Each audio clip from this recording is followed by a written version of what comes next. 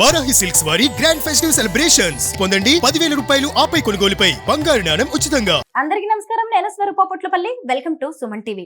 ఈ రోజుల్లో మహిళలు ఎక్కువగా ఎదుర్కొనే సమస్య యూరినరీ ట్రాక్ ఇన్ఫెక్షన్.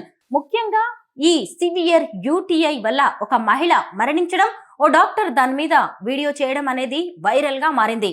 ఈ యూటీఐ అనేది చాలా మంది మహిళలకి ఉంటుంది, కానీ దాన్ని బయటికి చెప్పుకోవడానికి ఇష్టపడరు.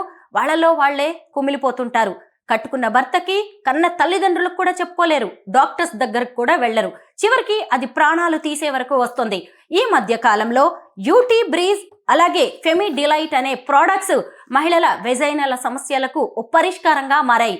వీటిని మార్కెట్లోకి తీసుకొచ్చిన ఫార్మా రంగంలో 20 ఏళ్ల అనుభవం కలిగిన సుబ్రహ్మణ్యం గారు నాతో పాటు ఉన్నారు. ఆయనతో మాట్లాడదాం. నమస్తే సుబ్రహ్మణ్యం గారు.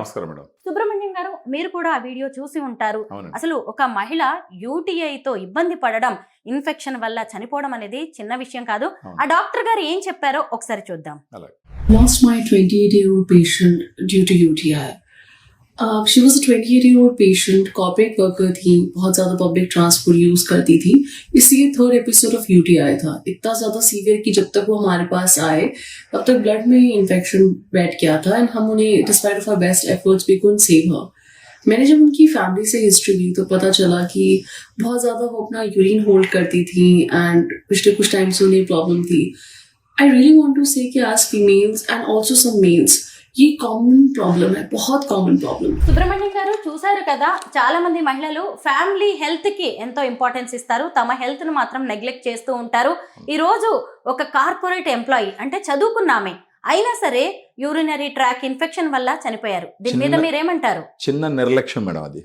ఆమె ఏంటంటే రోజు పబ్లిక్ ట్రాన్స్పోర్ట్లో ట్రావెల్ చేసే ఆమె కార్పొరేట్ ఎంప్లాయీ. సో బహుశా ఎక్కడంటే అక్కడ ఆమె యూరిన్కి పోవటానికి, అంటే పబ్లిక్ టాయిలెట్స్ వాడడానికి ఇష్టం లేకనో, లేకపోతే అవి అంటే కొంచెం అంటే హైజీన్గా ఉండవనే ఒక ఆలోచనతోనో యూరిన్ హోల్డ్ చేయడం మొదలుపెట్టి ఇప్పుడు ఈ ప్రాణాల మీద తెచ్చుకునింది. యూరిన్ హోల్డ్ చేయడం వాళ్ళ ప్రాణాల మీదకి తెచ్చుకునేటటువంటి సిచ్యువేషను మనం ఈ పర్టికులర్ ఉదాహరణలో చూసినాం. యూరిన్ హోల్డ్ అయ్యింది అని అంటే దాంట్లో ఒక ఈకోలై అని ఒక బ్యాక్టీరియా ఉంటుంది. ఎస్చరిషియా కొలై అన్నది ఒక ప్యాథోజన్ బ్యాక్టీరియా. అది ఈ యూరిన్ హోల్డ్ అయితే అక్కడ బ్యాక్టీరియా ఉండి అది మల్టిప్లై అవుతుంది.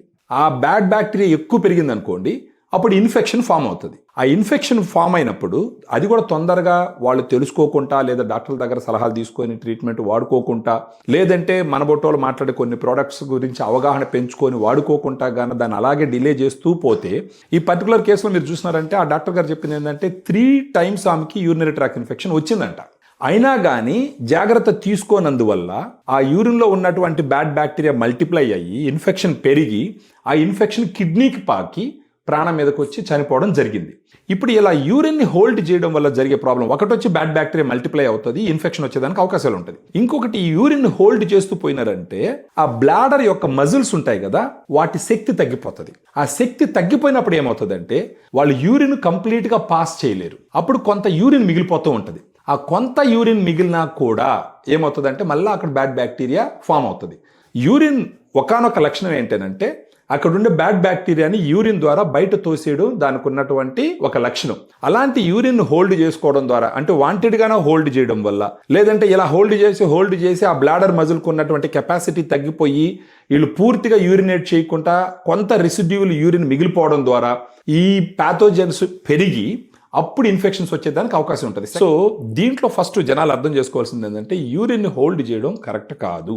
ఇంకొకటి, ఎక్కువగా యూరిన్కి పోవాల్సి వస్తుంది అని చెప్పి నీళ్లు కూడా తాగకుండా ఆపేస్తారు, అది కూడా మంచిది కాదు. పెద్దవాళ్లే కాదండి, స్కూల్ పిల్లలు కూడా. ఇంకొకటి కూడా ఏంటంటే ఫ్రీక్వెంట్గా యూరిన్కి పోతే కూడా చూసేవాళ్ళు ఏమైనా అనుకుంటారని కూడా అలా హోల్డ్ చేసుకుంటూ ఉంటారు.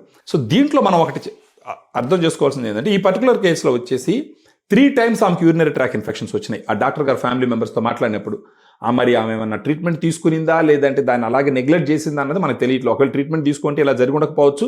ట్రీట్మెంట్ తీసుకోలేదు కాబట్టి ఈ విధంగా చనిపోవడం జరిగింది.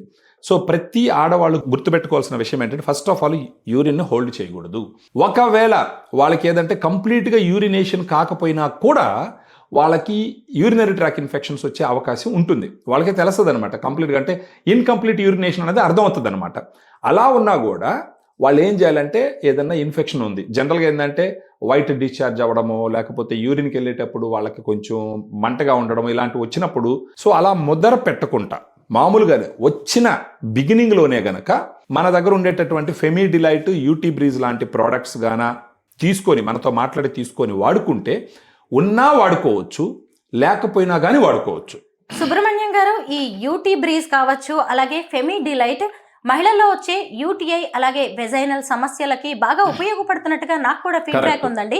వీటి గురించి డీటెయిల్స్ చెప్పండి.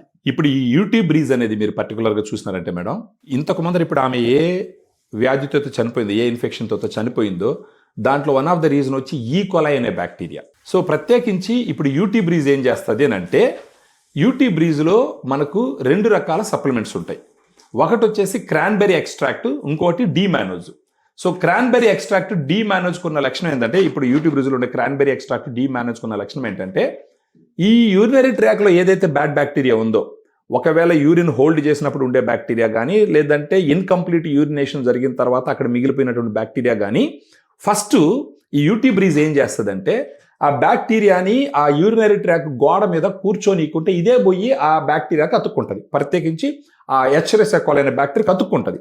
ఆ బ్యాక్టీరియాకి అది అతుక్కునిందంటే అది అప్పుడు పెరగలేదు. బ్యాక్టీరియాస్ ఎప్పుడు పెరుగుతాయి అంటే, ఒక హోస్ట్ అంటే జీవం ఉన్న ఒక హోస్ట్ ఉంటేనే, అది మనిషి కావచ్చు, జంతువు కావచ్చు, ఎవరైనా కావచ్చు, జీవం ఉన్న ఒక హోస్ట్ దొరికినప్పుడు అక్కడ పోయి కూర్చొని అది మల్టిప్లై అయ్యి ఇన్ఫెక్షన్ ఎక్కువ అవుతుంది. అదే జరిగింది ఇప్పుడు ఈ పర్టికులర్ కేసులో. సో యూటీ బ్రీజ్ ఏం చేస్తుందంటే, అక్కడ ఉన్నటువంటి బ్యాక్టీరియాని గోడల మీద కూర్చొనికుంటే ఇదే పోయేసి ఆ బ్యాక్టీరియాకి అతుక్కుంటుంది. అప్పుడు యూరిన్ చేసేటప్పుడు ఏమవుతుందంటే, ఆ యూరిన్ చేసేటప్పుడు ఈ బ్యాక్టీరియా ఆ యూరిన్లో బయట వచ్చేస్తుంది. సో ఒకవేళ వాళ్ళకి యూరిన్ హోల్డ్ చేసే అలవాటు ఉండకూడదు. ఫస్ట్ ఆఫ్ ఆల్ ఈ వీడియో చూసిన తర్వాత అలాంటి పని చేయకూడదు. స్టిల్ ఏదైనా రెసిడ్యూల్ యూరిన్ ఉన్నా కానీ బ్యాక్టీరియా ఉండేదానికి అవకాశం ఉంటుంది. సో ఇది గాన యూటీ బ్రీజ్ గాన మార్నింగ్ ఒక టాబ్లెట్ బ్రేక్ఫాస్ట్ తర్వాత కానీ తీసుకుంటే ఇది ఏం చేస్తుందంటే, ఆ యూరినరీ ట్రాక్లో ఉండే బ్యాడ్ బ్యాక్టీరియా అక్కడ మల్టిప్లై అవ్వకుండా అదేం చేస్తుందంటే బయట యూరిన్లో బయట దోసేస్తుంది. ఫెమీ డిలైట్ సో వెజైనాలో ఉండే బ్యాడ్ బ్యాక్టీరియాని తగ్గిస్తూ, అంటే దీంట్లో ఉండే గుడ్ బ్యాక్టీరియా, యూఎస్ నుంచి ఇంపోర్ట్ చేయించినటువంటి 2 good bacteria strains, lactobacillus rhamnosus HN001, lactobacillus acidophilus LA14 అనే 2 బ్యాక్టీరియా అక్కడ గుడ్ బ్యాక్టీరియాని డెవలప్ చేస్తాయి. సో ఫెమీ డిలైట్ గుడ్ బ్యాక్టీరియాని డెవలప్ చేస్తుంది, యూటీ బ్రీజ్ బ్యాడ్ బ్యాక్టీరియాని బయటకు వస్తుంది. ఇలా తోయడం ద్వారా ఏమవుతుందంటే, కంప్లీట్గా యూరినరీ ట్రాక్లో ఉండే ఇన్ఫెక్షన్ కానీ, వెజైనల్ ఉండే ఇన్ఫెక్షన్ కానీ వాటిని బయట దోసేసి మళ్ళీ వాళ్ళకి ఇన్ఫెక్షన్స్ రాకుండా కాపాడేదానికి అవకాశాలు ఉంటుంది. ఫెమీ డిలైట్ లో ఎలాంటి క్యాప్సూల్స్ ఉంటాయో చూపిస్తారా? దీంట్లో 30 క్యాప్సూల్స్ ఉంటాయి మేడం. ఇది 4 రోజులు. మామూలుగా మనం ఏం చేస్తాం అంటే ఫెమీ డిలైట్ ఒక 3 months వాడమని చెప్తాం. ఎందుకంటే ఇది ప్రోబయాటిక్, మెడిసిన్ కాదు, సప్లిమెంట్. ఎనీ సప్లిమెంట్ కొంత టైం పడుతుంది పనిచేయడానికి, సైడ్ ఎఫెక్ట్స్ ఉండవు, అందుకే ఎక్కువ రోజులు వాడచ్చు. సప్లిమెంట్స్ మామూలుగానే ఎక్కువ రోజులు తీసుకుంటుంది దాని ఇంపాక్ట్ చూపించడానికి. మన దగ్గర ఉండేటటువంటి ఈ ఫెమీ డిలైట్ 3 months వాడుకోవాలి, నైట్ భోజనం తర్వాత ఒక క్యాప్సూల్.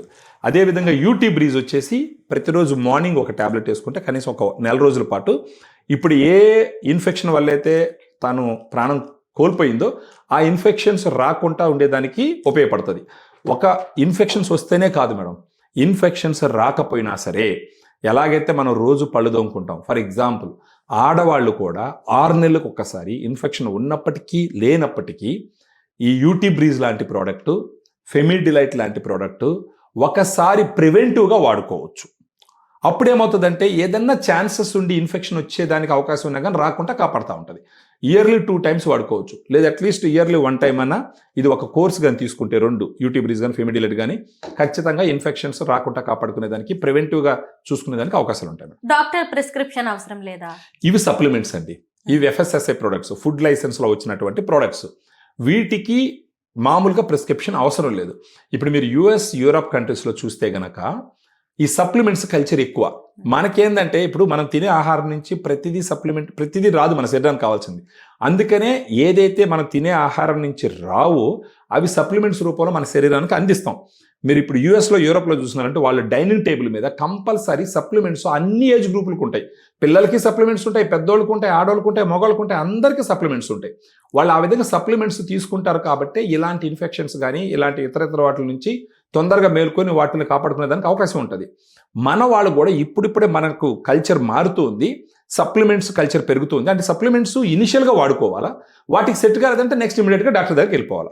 యూటీ బ్రీజ్ అలాగే ఫెమీ డిలైట్ అనేవి మెడికల్ షాప్స్ లో దొరుకుతాయా, లేదంటే ఎక్కడ కొనుక్కోవాలి? ఇప్పుడు మనకు ఇప్పుడు ఈ వీడియోలో ఉండే ఫోన్ నెంబర్కి ఫోన్ చేస్తే కనుక వీటి గురించి ఫర్దర్గా ఎక్స్ప్లెయిన్ చేస్తాం. అంటే చాలా డౌట్స్ ఉంటాయి జనాలకి. వాళ్ళు ఫోన్ చేస్తే వాళ్ళకున్న సివియారిటీని బట్టి, ఇప్పుడు ఫర్ ఎగ్జాంపుల్ ఏంటంటే ఇప్పుడు ఈ పర్టికులర్ కేసులో ఏం జరిగింది, 3 times యూరినరీ ట్రాక్ ఇన్ఫెక్షన్ వచ్చింది. స్టిల్ ఆ అమ్మ నెగ్లెక్ట్ చేయడం వల్ల ఇలా జరిగిందనమాట. ఇప్పుడు మనకు ఫోన్ చేసిన వాళ్ళు చెప్పే మాటల్లోనే ఆ ఇంటెన్సిటీ మనకు అర్థమైపోతుంది. మాకు ఇలా జరిగిందని మనం ఒకటి అడుగుతాం, డాక్టర్ గారిని కలిసినారా అని అడుగుతాం. కలిసినామని చెప్తే ఓకే, తర్వాత మనం ఇంకేం మాట్లాడు. డాక్టర్ని కలవలేదు అని అన్నారనుకోండి, రిపీటెడ్గా వాళ్ళకి వెజనల్ ఇన్ఫెక్షన్స్ వస్తున్నాయి, యూరినరీ ట్రాక్ ఇన్ఫెక్షన్స్ వస్తున్నాయి అని మనకు అనిపించింది అనుకోండి, ఆ సివియారిటీ ఏందని అడుగుతాం. మీకు ఇప్పుడున్న సిమ్టమ్స్ ఏమని అడుగుతాం. పెద్ద ఈ సిమ్టమ్స్ కానీ లేకపోతే ఇమ్మీడియట్గా దీన్ని ఒకసారి మనం ఒక కోర్సు వాడమని చెప్పి చెప్తాం. ఒకవేళ సివియారిటీ ఎక్కువగా ఉంటే ఇమ్మీడియట్గా మనం చెప్పేది ఏంటంటే డాక్టర్ గారిని కలవండి అని చెప్పి చెప్తాం.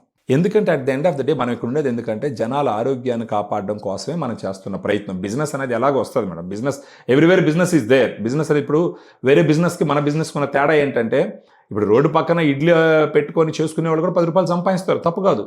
కానీ ఇక్కడ ఏంటంటే మనము హెల్త్ని ప్రొవైడ్ చేస్తున్నాం. In return they pay money అన్ని దగ్గర మనం ఎక్కడ పోయినా డబ్బులు ఇవ్వాలా, అప్పుడే మనకు సర్వీస్ వస్తుంది.